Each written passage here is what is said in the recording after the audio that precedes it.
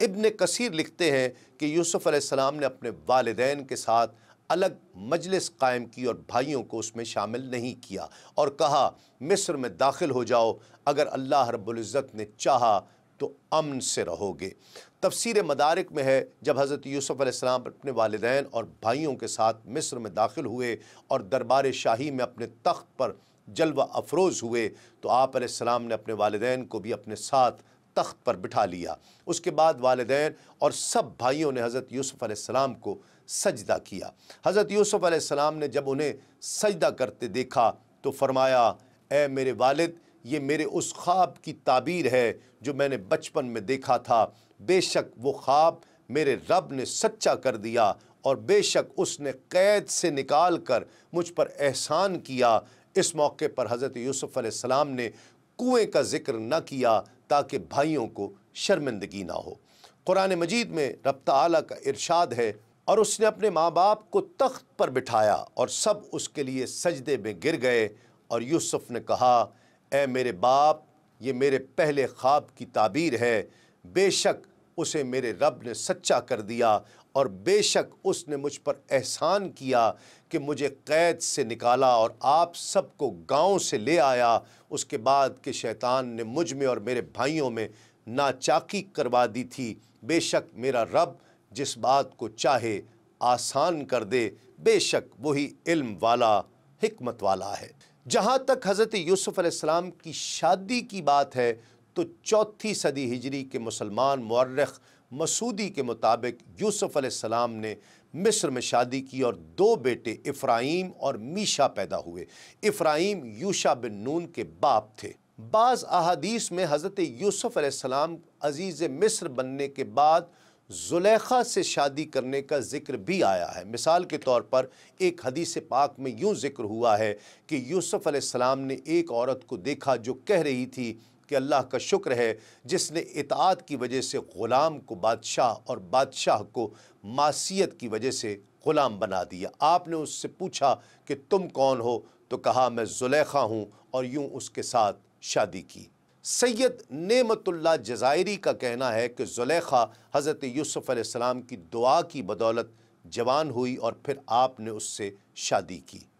ابن جریر لکھتے ہیں کہ یوسف علیہ السلام اپنے والد کے انتقال کے بعد 33 برس تک زندہ رہے۔ یوسف علیہ السلام کے 2 بیٹے پیدا ہوئے جن کا نام افرایم اور منشا تھا۔ افرایم سے نون اور نون سے یوشع پیدا ہوئے۔ کہا گیا ہے کہ موسیٰ بن منشا موئیم علیہ السلام سے پہلے گزرے ہیں، اور بعض یہودیوں کا خیال ہے کہ موسیٰ بن منشا ہی نے خضر علیہ السلام کی تلاش میں سفر کیا تھا۔ حضرت یوسف علیہ السلام کی نبوت پر تمام مصر، جس میں فرعون مصر ریان بن ولید بن دومعہ بھی شامل تھا، ایمان لے آیا تھا۔ البتہ فرعون قابوس بن مصعب ایمان نہیں لایا تھا۔ ایک روایت کے مطابق جب حضرت یعقوب علیہ السلام مصر پہنچے تو اس وقت فرعون مصر اپونس تھا، جس نے 1850 سے 1807 قبل مسیح تک مصر پر حکومت کی، اور مصر کا دارالسلطنت محفظ تھا جس کے کھنڈر آج بھی قاہرہ کے جنوب میں 14 میل کے فاصلے پر موجود ہیں۔ حافظ ابن کثیر اہل کتاب کی روایت نقل کرتے ہیں کہ یعقوب علیہ السلام نے اپنے ہر ایک بیٹے کو علیحدہ علیحدہ وصیت کی اور ان کے معاملات کے بارے میں ان کو آگاہی دی۔ یہودا کو خوشخبری سنائی کہ اس کی نسل سے ایک عظیم نبی پیدا ہوں گے جن کی اتباع بہت سی جماعتیں کریں گی، ان کا نام نامی عیسیٰ ابن مریم ہوگا۔ تاریخ بیان کرنے والے علماء فرماتے ہیں کہ حضرت یعقوب علیہ السلام اپنے فرزند حضرت یوسف علیہ السلام کے پاس مصر میں 24 برس بہترین عیش و آرام میں اور خوشحالی کے ساتھ رہے۔ جب وفات کا وقت قریب آیا تو آپ نے حضرت یوسف علیہ السلام کو وصیت کی کہ آپ کا جنازہ ملک شام میں لے جا کر ارض مقدسہ میں آپ کے والد حضرت اسحاق علیہ السلام کے قبر شریف کے پاس دفن کیا جائے۔ اس وصیت کی تعمیل کی گئی اور وفات کے بعد ساج کی لکڑی کے تابوت میں آپ کا جسد اطہر شام لایا گیا۔ اسی وقت آپ علیہ السلام کے بھائی ایس کی وفات بھی ہوئی۔ آپ دونوں بھائیوں کی ولادت بھی ساتھ ہوئی تھی اور دفن بھی ساتھ ساتھ کیے گئے، اور دونوں صاحبوں کی عمر 147 برس تھی۔ جب حضرت یوسف علیہ السلام اپنے والد اور چچا کو دفن کر کے مصر کی طرف واپس روانہ ہوئے تو آپ علیہ السلام نے یہ دعا کی: اے میرے رب، بے شک تو نے مجھے ایک سلطنت دی اور مجھے خوابوں کی تعبیر نکالنا سکھا دیا۔ اے آسمانوں اور زمین کے بنانے والے، تو دنیا اور آخرت میں میرا مددگار ہے۔ مجھے اسلام کی حالت میں موت عطا فرما اور مجھے اپنے قرب کے لائق بندوں کے ساتھ شامل فرما۔ ابن کثیر نے ذکر کیا ہے کہ جب یعقوب علیہ السلام کی وفات ہوئی تو 70 دن تک اہل مصر ان پر روتے رہے۔ یوسف علیہ السلام نے طبیبوں کو حکم دیا کہ آپ کے جسم عطر کو خوشبو سے مطہر کیا جائے۔ اس حال میں 40 دن آپ رہے۔ پھر یوسف علیہ السلام نے مصر کے بادشاہ سے اجازت طلب کی تاکہ اپنے والد کو اپنے اہل خاندان کے پاس جا کر دفن کیا جائے۔ بادشاہ نے اجازت دے دی تو آپ مصر کے اکابرین اور بزرگوں کے ساتھ مصر سے نکل گئے۔ جب آپ حبرون پہنچے تو وہاں اس غار میں اپنے والد کو دفن کر دیا جسے ابراہیم علیہ السلام نے عفرون بن صخر الحیسی سے خریدا تھا، اور 7 دن تک سوگ کا اہتمام کیا، پھر اپنے ملک میں واپس لوٹ آئے۔ جہاں تک حضرت یوسف علیہ السلام کی وفات کی بات ہے تو آپ علیہ السلام اپنے والد ماجد کے بعد 23 برس تک زندہ رہے۔ اس کے بعد آپ علیہ السلام کی وفات ہوئی۔ آپ علیہ السلام کے مقام دفن کے بارے میں اہل مصر کے اندر سخت اختلاف واقع ہوا۔ ہر محلے والے حصول برکت کے لیے اپنے ہی محلے میں دفن کرنے پر مصر تھے۔ آخر یہ رائے طے پائی کہ آپ علیہ السلام کو دریائے نیل میں دفن کیا جائے تاکہ پانی آپ علیہ السلام کی قبر سے چھوتا ہوا گزرے اور اس کی برکت سے تمام اہل مصر فیض یاب ہوتے رہیں۔ چنانچہ آپ علیہ السلام کو سنگ رخام یا سنگ مرمر کے صندوق میں دریائے نیل کے اندر دفن کر دیا گیا، اور آپ علیہ السلام وہیں رہے یہاں تک کہ 400 برس کے بعد حضرت موسیٰ علیہ السلام نے آپ علیہ السلام کا تابوت شریف نکالا اور آپ کو آپ کے آبائے کرام علیہ السلام کے پاس ملک شام میں دفن کیا گیا۔ حضرت یوسف علیہ السلام کا انتقال 120 برس کی عمر میں ہوا اور دریائے نیل کے کنارے دفن ہوئے۔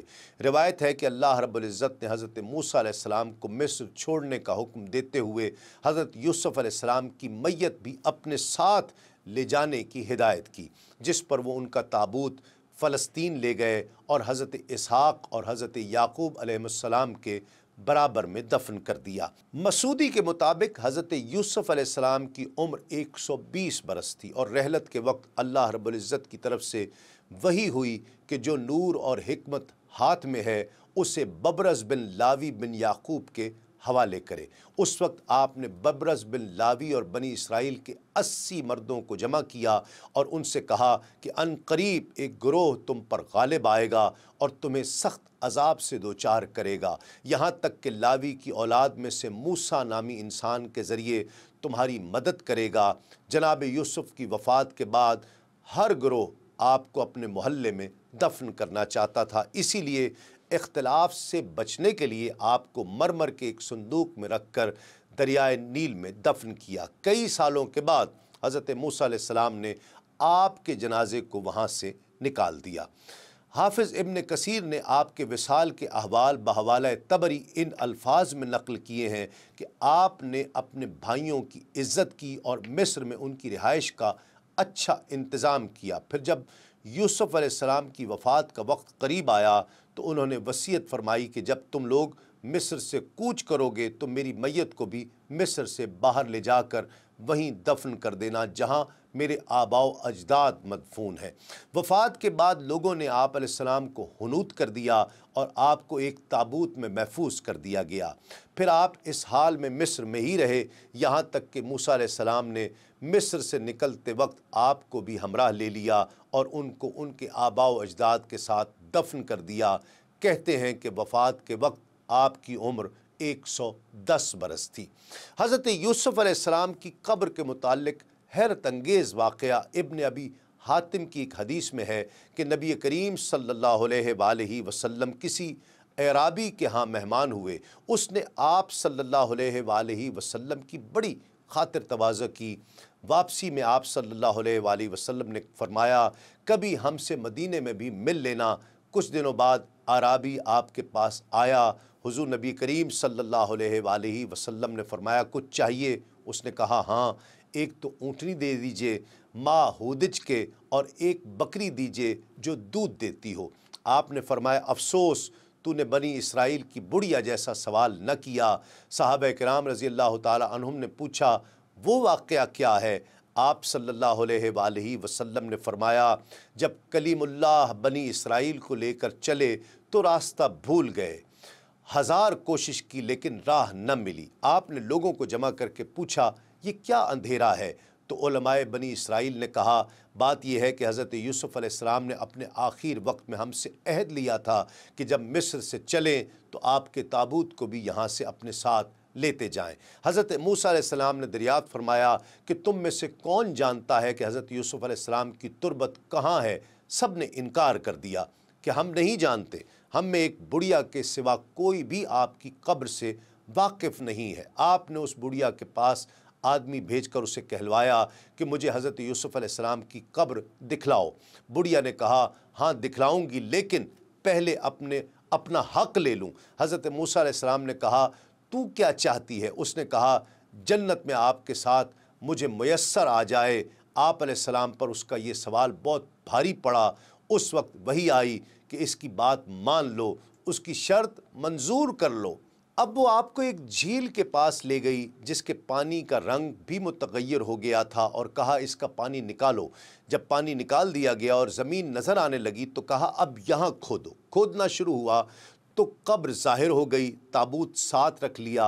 अब चलने लगे तो रास्ता साफ नज़र आने लगा और सीधी राह लग गई। जो आपका ताबूत था वो संगे मरमर का बना हुआ था, और उसको हज़रत मूसा अलैहिस्सलाम फ़लस्तीन ले गए और हज़रत इसहाक़ और हज़रत याक़ूब अलैहिस्सलाम के बराबर लाकर उनको दफन कर दिया गया। दीन इस्लाम के मुख्तलिफ उमूर से आगही के लिए अभी सुनो न्यूज़ का यूट्यूब चैनल सब्सक्राइब कीजिए और बेल आइकन का बटन ज़रूर प्रेस कीजिए।